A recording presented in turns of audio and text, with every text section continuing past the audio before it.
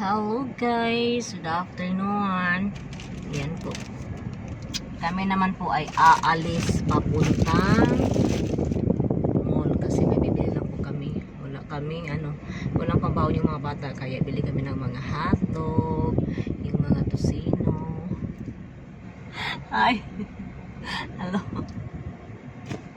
At saka yung mga ham, wala kami noon. So, para may pambaon sila araw-araw, bibili kami.